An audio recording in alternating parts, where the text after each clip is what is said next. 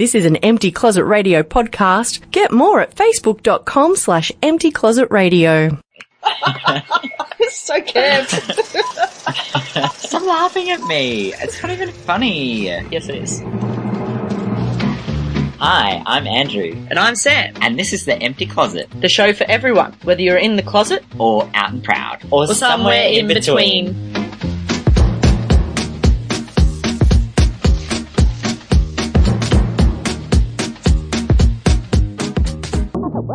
101.9 Coast FM, you're in The Empty Closet with Andrew and Sam.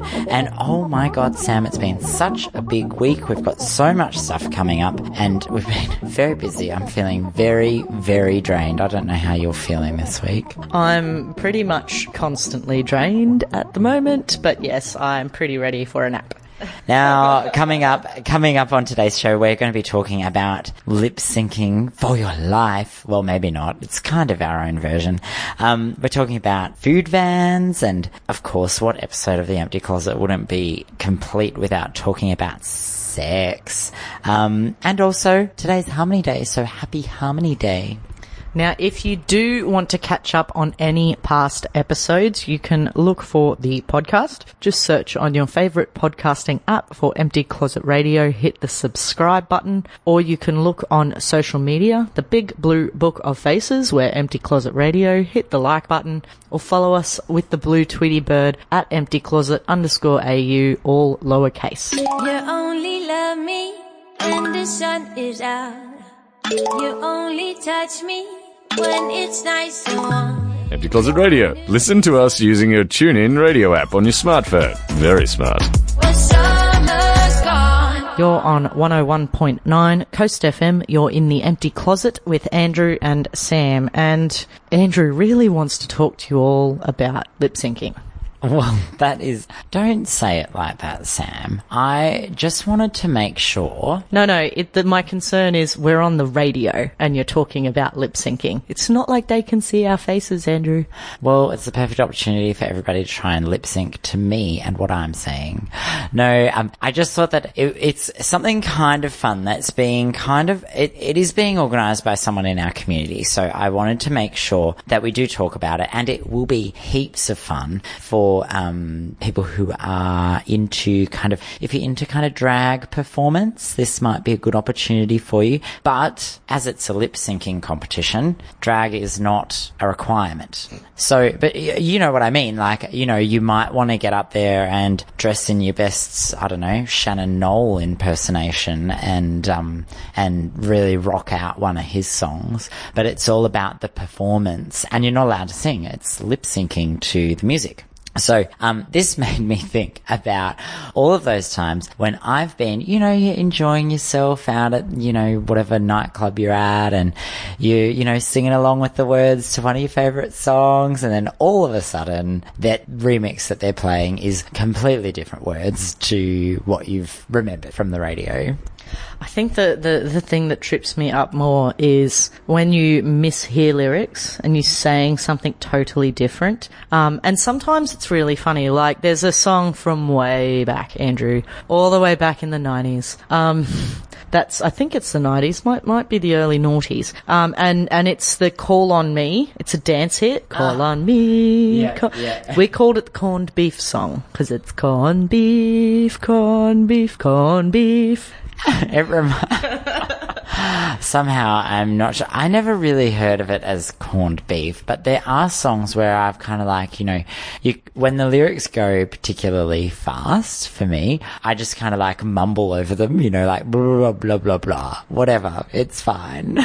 And even better is when you learn the lyrics to a song that's in another language, when you finally give up on trying to sing it, in the original, and you look it up and the lyrics are just not that profound. Like the opening song for the Lion King movie, which is awesome chanting, is basically repeated over and over again. Here is a lion. Oh yes, here's a lion. Here's a lion. Oh yes, here's a lion. It's a classy movie and classy song as well. What about there are some songs where you can't get the lyrics down regardless. Everybody has their own interpretation of how to say them. Like, for example, the Macarena. The only word in that song that I really know how to pronounce is Macarena, and that's because it's at the start of the song.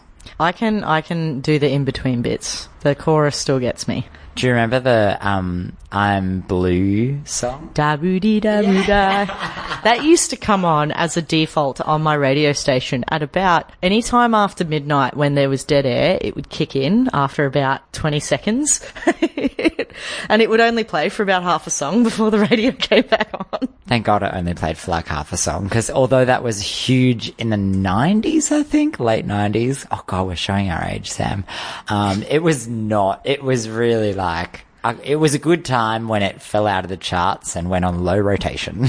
I do. The film clip is a good example for those who are studying the history of animation, because it's an animated film clip and it shows its age. Oh, wait, they had like that little CGI like alien guy, didn't they? And the spaceship. I don't remember the spaceship. I could be wrong. Now, the whole point of this, to drag us back to the start of this segment, is the lip sync battle, which you haven't told people when it is, Andrew. Lip sync battle. Okay, so might I suggest choosing a song that you actually have practiced the lyrics to, so not one that's going to like catch you by surprise, because you won't win the lip sync competition if it's not, spot on to the words of the song. It's actually happening. So it's happening like Tuesdays and Thursdays in March at Lilo Bar, and it's in the evenings. Of course, you're listening to our show this Tuesday, so I presume that you're probably not going to go. Unless they're playing it there, which would be pretty cool. Maybe they're going to lip sync over you in the future. Oh, I can't wait for them to do that. But your next opportunity is Thursday, 23rd of March.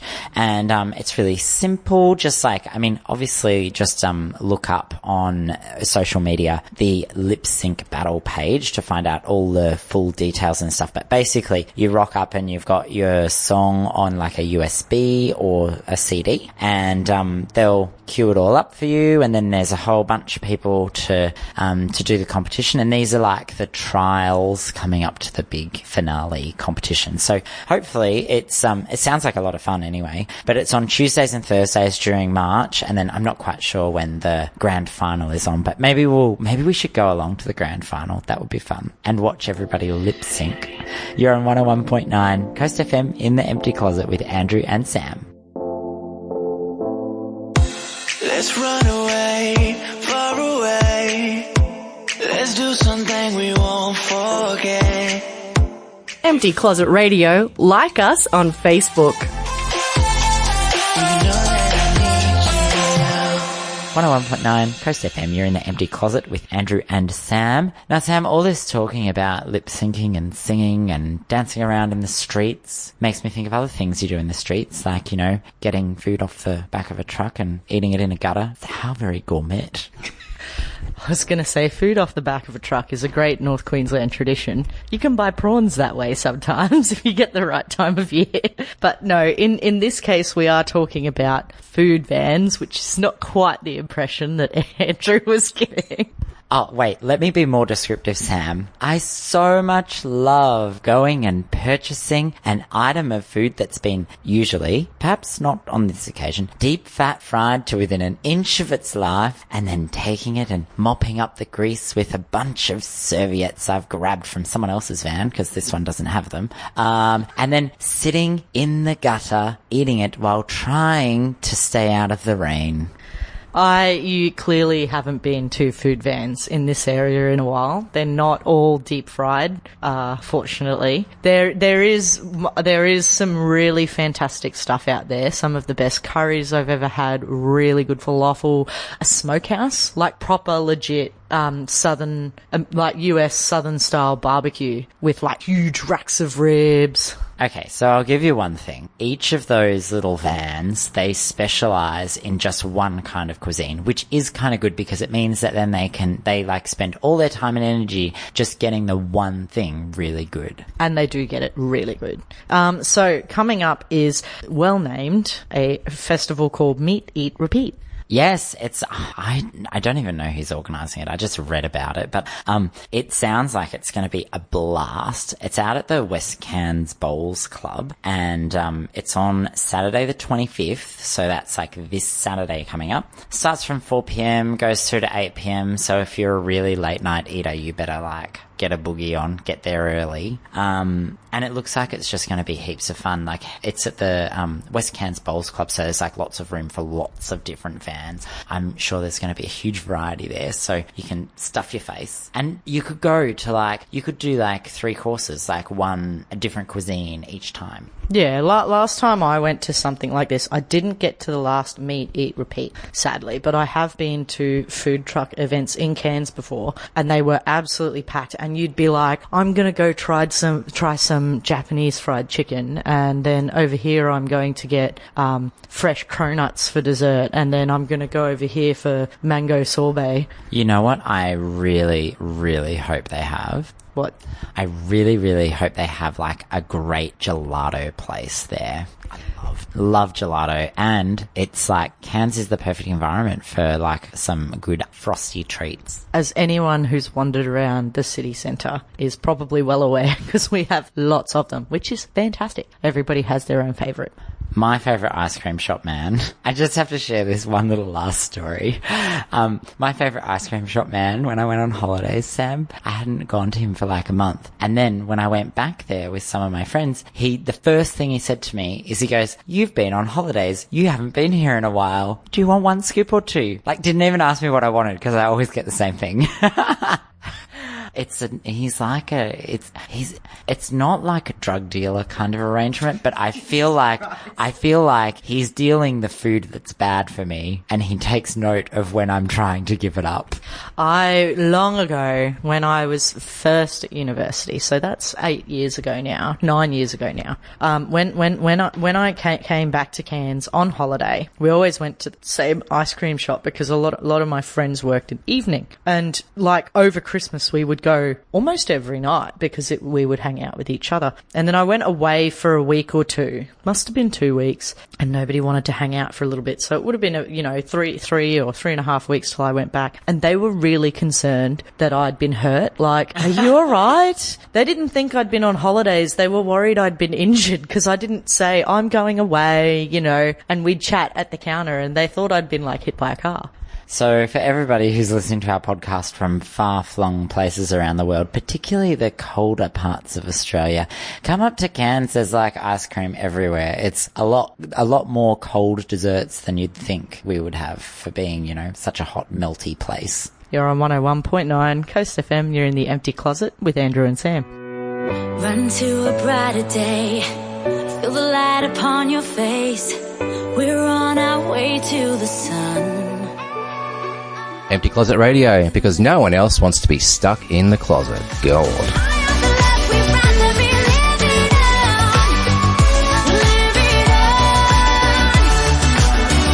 You're on 101.9 Coast FM. You're in the Empty Closet with Andrew and Sam. And if you are listening to us live, you are listening to us on Harmony Day.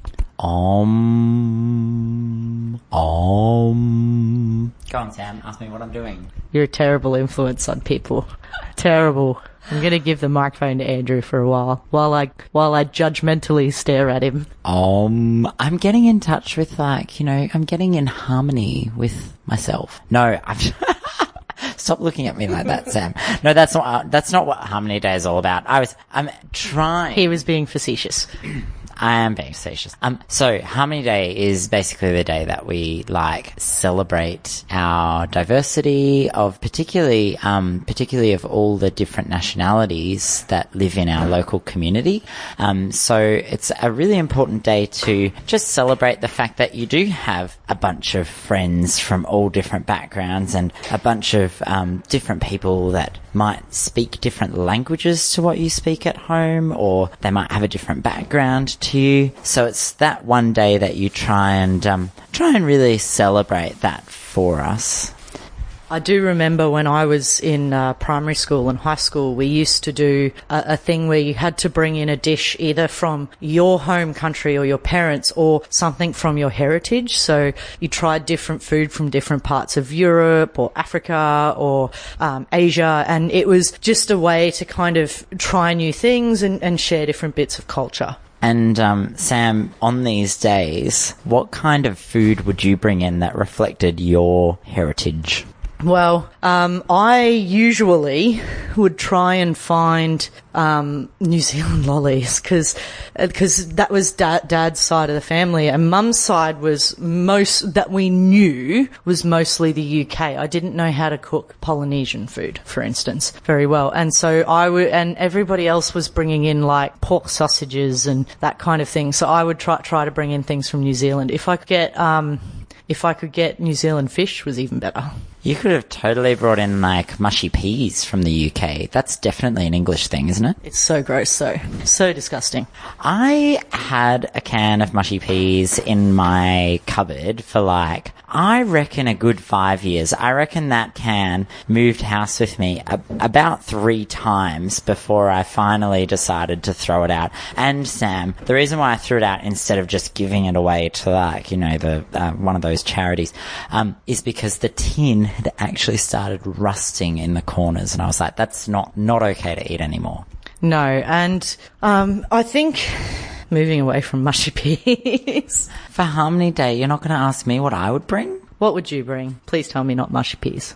No, something mushy though. It's have you had American pumpkin pie? Because my mum's from the US. One of my ex-partners, his parents were American. I actually can make it from scratch. I can make the crust and everything. Well, I was going to say the thing that would make it completely authentic modern American pumpkin pie is the fact that I would have bought the crust and I would have bought a tin of filling and I would have opened the tin, put it in the oven to bake it, and then brought it along. See, the thing that tripped me out the most was how many times canned pumpkin wasn't all pumpkin. Like, it's filled with, like, turnip and whatever. And I know this is, like, the filler standard, but I was like, why not just roast the pumpkin and, like, blend it? It's not that hard. Truth be told, Sam, it's actually filled with, like, sugar and plastic. Yeah. Cuisine. Now, another thing I enjoy with things like Harmony Day is I have a lot of friends it's not just their families that are from different places, but they themselves are born overseas. So it's interesting to learn about things that you just kind of feel like are inbuilt or just the way stuff's done, and then everyone else doesn't do the same thing. And that goes also. That's not just for places that don't speak English as a first language. That's like, I can't count how many times I've done something and it's confused British or American friends, because apparently we only do that in Australia. Well, when I moved to Queensland, Sam, from Victoria, the great Republic of Queensland, does things very differently to the Victorians, and I must say there was a certain amount of, like, cultural differences that I had to get used to, some of which I've adopted, some of which I have resisted against. One of the ones that I don't know whether I'm really so proud that I adopted this, but I've started, like,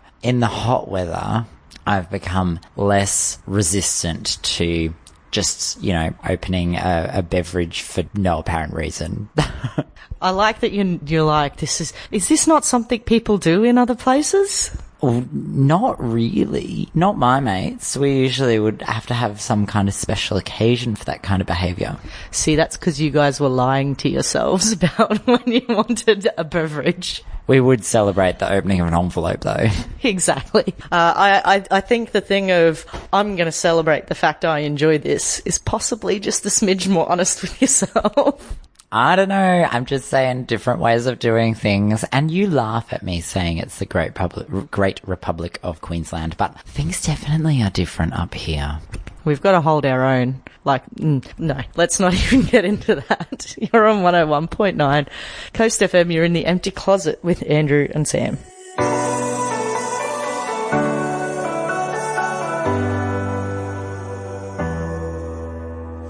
Look at us fighting for nothing. Empty Closet Radio, facebook.com/Empty Closet Radio.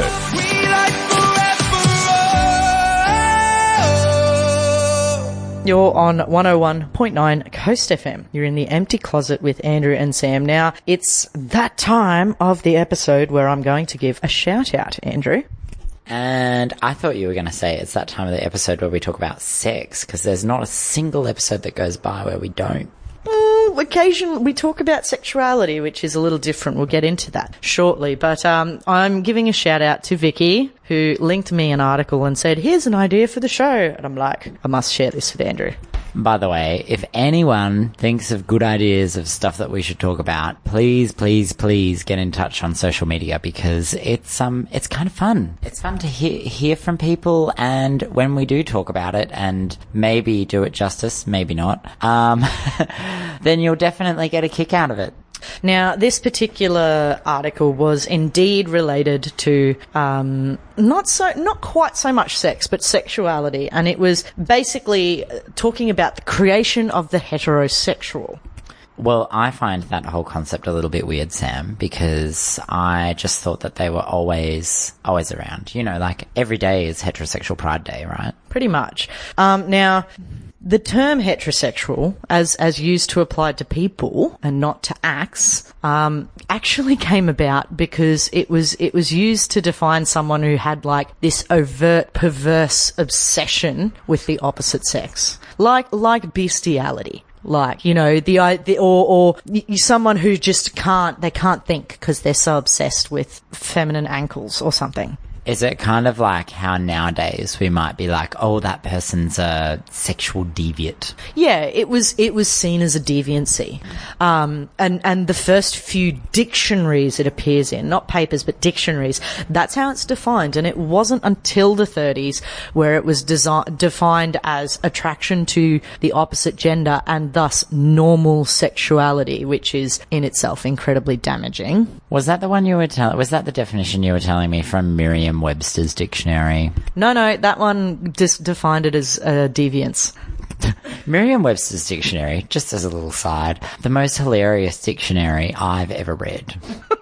That's clearly a topic for another time. Like, we could cover that all day.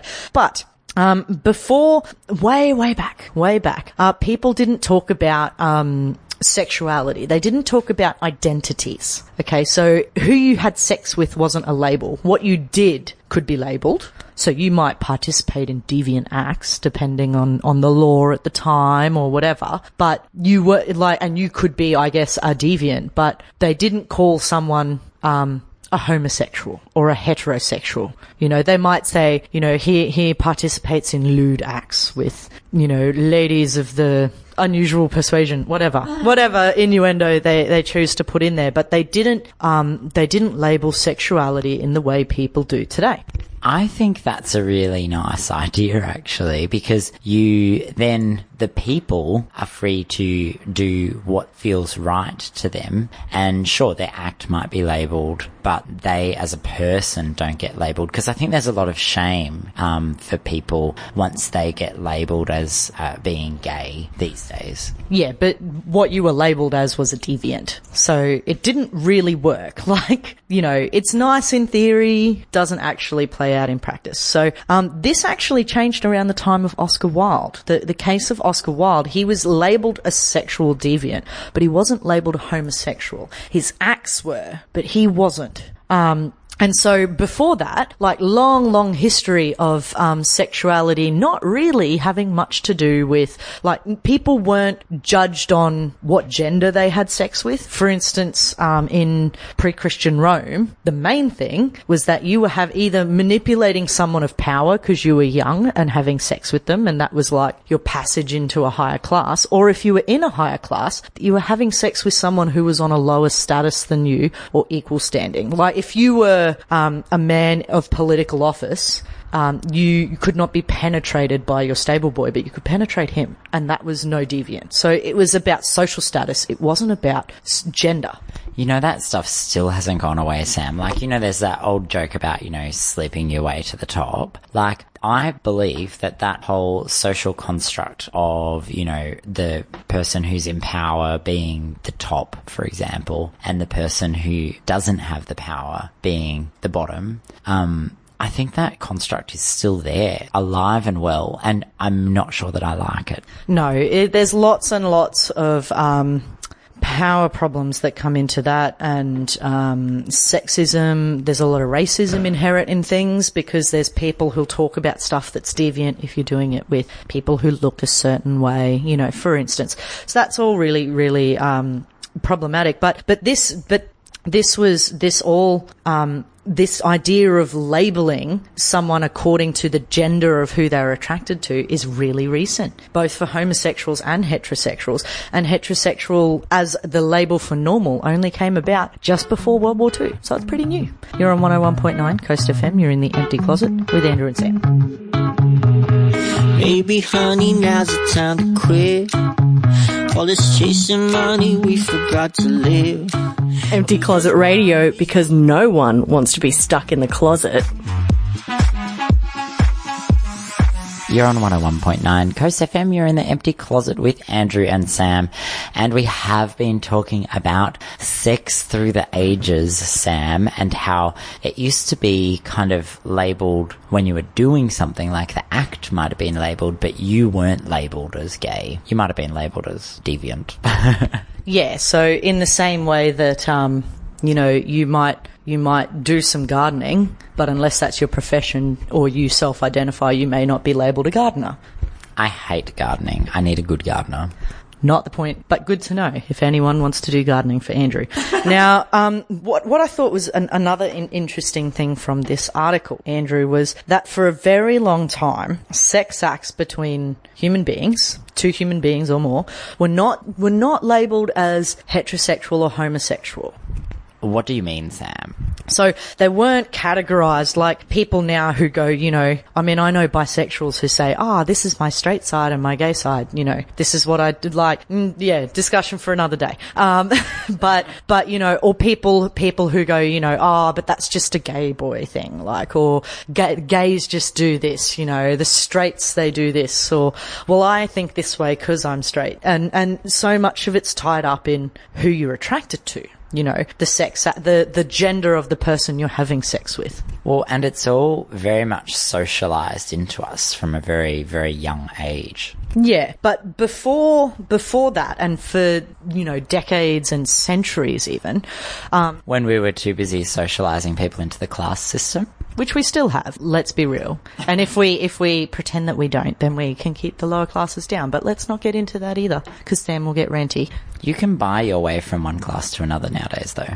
Kind of. But there's still links you will never have because you didn't make them when you were young. There's family connections you will never get. That is true. Now that we've got that little aside out of the road, for much, much more of human history, particularly when you're talking about the written word and particularly more European history in the last 2,000 years, let's say, sex acts were largely split into two groups. That was procreative and non-procreative sex. So rather than hetero or homosexual, if you were having oral sex and you were, you had a penis and someone with a vagina was having oral sex with you, if you're a male and or whatever, or a man with a man or whatever, that was non-procreative. Didn't matter at the gender of the parties involved.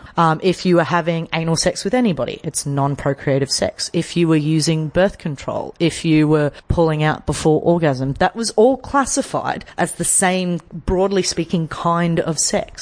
And having sex with the intention of falling pregnant was procreative sex. So that was the two acts. And to be quite honest, it makes more sense. But it's very broad, like the procreative one is probably very specific, but non-procreative sex, like that's very broad. There's a lot of options in there. Yeah, but that's not a bad thing because this was done because, a lot of major religions had a stake in making people obey their rules. So some of that was in labeling something kind of godly or not, and godly sex was procreative sex. You weren't endorsing people to have sex in another way because that was seen as like a waste of God's gift to come out of your penis. Is this like in the same, I'm rolling my eyes here because, it's like in the same vein of, if you masturbate, then, that's... Crows will peck out your eyes, yeah. Yeah, pretty much. Pretty much. By the way, completely healthy. Keep doing it, everyone. No crows are going to peck out your eyes due to masturbation unless you are masturbating over crows, and then they will probably get very angry, and you might kind of deserve it in that case. That's a bit gross, Sam. It really is, but I couldn't say they will not peck out your eyes because I can't guarantee that. Well, if you annoy any animal, I guess they could peck out your eyes. Oh dear. We've digressed. So we're talking about procreative versus non-procreative sex. Yeah, so this was for most of modern, well, slightly less modern history, how we defined sex. So this thing of defining it by the gender of your partner in relation to you is very new. Do you think that we should bring it back the other way? I think it's a good way to show people that, for instance, the sex that two men are having is not necessarily a drastically different philosophical thing to the sex you're having with your girlfriend when you use condoms, because you're both doing it for pleasure or whatever else, whatever your reasons not to have but you're not doing it to have a baby. It has plenty in common from a philosophical point of view. Yes, I agree with you, Sam. I think there's like a lot in common, and like with condoms or any other kind of contraception, it's all non-procreative sex. And I think my understanding is that it's pretty recent in the historical sense of the word, that we've had different ways of having protection, like, for example, oral contraception and like oral HIV prevention, and those sorts of medications that are available to us to then make sex more about just enjoyment, and it's almost more a recreational activity now than what it might have been in the past. There's lots and lots of reasons people have sex. It is not just that people have sex for enjoyment. Some of those reasons are good, some of them are bad. But you are right in that modern contraception, HIV is not really contraception, that's protection. But anyway, modern contraception is much more effective in many ways than it used to be. But there are cases of accidental contraception. There's the primary food group of, I've forgotten the island, one of the Pacific islands, was a yam that actually acted to almost sterilize people. And so there was no association in that community between sex and having a baby, because people had sex all the time, but they didn't have many babies. How did anyone have any babies if they were eating those yams? Well, they weren't 100% effective, and maybe someone would eat something else for a bit or whatever, but they didn't make the connection. Like, it was accidental. There's amongst Indigenous Australians, very effective contraception. So they've been around for thousands of years, but to kind of quantify them is a very modern thing. You're on 101.9 Coast FM. You're in the Empty Closet with Andrew and Sam. When I hear your voice, I feel so alive. When you're here, I'm not afraid of anything. Empty Closet Radio, 9 p.m. Tuesdays, 101.9 Coast FM.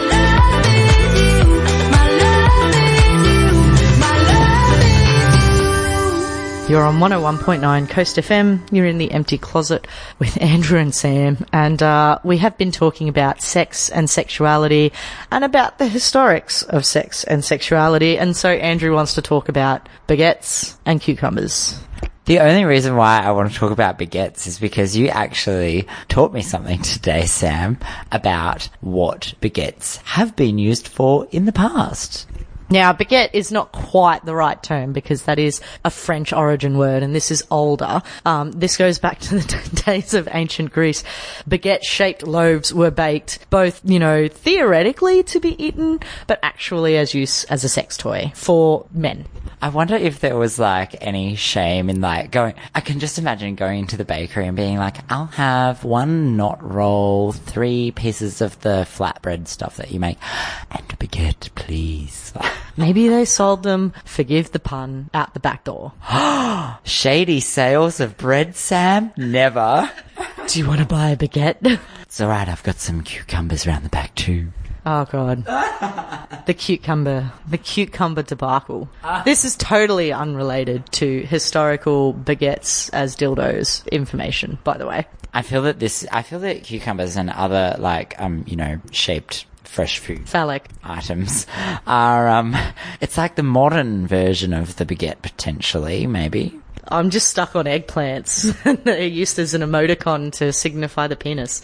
It's the worst. If I ever see a penis that's actually shaped like an eggplant, whoa. I guess it depends on the eggplant. There are different shapes of eggplants. Well, yes, that's true. I always think of the rather bulbous ones and I think, oh God, it's difficult. So You're on 101.9 Coast FM. You're in the empty closet with Andrew and Sam.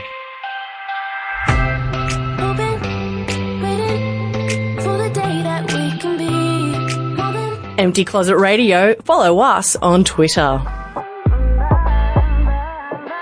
You're on 101.9 Coast FM. You're in the empty closet with Andrew and Sam. And Sam, we've actually run out of time to continue talking about baguettes and other vegetables. So just to recap, if you are interested to go and participate in the lip sync battle, it is happening Tuesday nights and Thursday nights at Lilo. Make sure you check our social media pages to get all the details. Also, there is food vans coming up. Lots of food vans. It's called Meet, Eat, Repeat. It's happening this Saturday from 4 p.m. at the West Cairns Bowls Club. So make sure you get along and enjoy eating food in a gutter. No, it's probably not in a gutter. I shouldn't joke about it anymore. Could be on the bowling green. It's at the Bowls Club. It's likely to be on the bowling green, to be honest. Now, if you have any tips for the show for us, just the tips, or if you have any views you want to share on sex versus sexuality, the idea of labeling acts rather than people, whether that's a good or a bad thing, some examples of both, or whether you just want to talk to Andrew about phallic food, please be sure to get in touch with us. Now, you can contact us through social media. You can go on the Big Blue Book of Faces, search for Empty Closet Radio, and you can get to us there. Or you can send us a tweet on the Blue Tweety Bird at emptycloset_AU, all lowercase. And, you know, if you're really curious and you think we might have talked about it before, you can always listen to the podcast. Yes, make sure you listen to the podcast. And, you know, there's not enough people on podcasting in general, Sam. Like, our podcast is not the only awesome one. I have a massive list of really amazing podcasts that I listen to every week. You'll know all my secrets if you ask me what my podcast list is. So be sure to check out podcasts. They're fantastic. They're like radio on demand.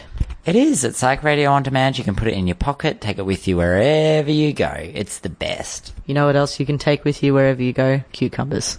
That's true. They're also readily available at every supermarket I've ever been to. You're on 101.9 Coast FM, and you're in the empty closet with Andrew and Sam. I've been hearing symphonies. Before all I heard was silence. Thanks for listening to The Empty Closet, brought to you by 1019 Coast FM Cairns.